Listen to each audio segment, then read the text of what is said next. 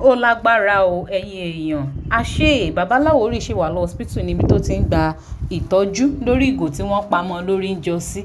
Tẹ́ ẹ̀ bá gbàgbé pé ìgbà tí fọ́nrán fídíò ẹ̀ kan jáde sórí ayélujára ta ti rí lórí sick bed tó wà unconscious tíyàwó ẹ̀ ní wà unconscious wípé kò sọ̀rọ̀ kò dìde láti bí ọjọ́ mélòó kan tán ti gbé débẹ̀ pé ara ẹ̀ ò yá. Ọ̀pọ̀ ń wò pé bóyá bàbá Lawori kan act fíìmù ni àbò ń parọ́ láti fi gbàwó lórí social media. Báyìí bàbá Lawori ti feel better, ó dẹ̀ ti ṣàlàyé a lot of things nínú fídíò yìí.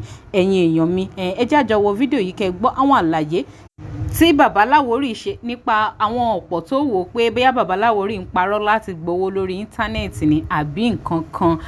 Àtọ̀rọ̀ nípa iye owó tó ti nìkan ná lọ hospital láti ṣètọ́jú ara ẹ̀, láti ṣe àwọn test lóríṣiríṣi àti iye omi tó lóun ti gbà gan tó ti fẹ́ lé ní 26 báyìí.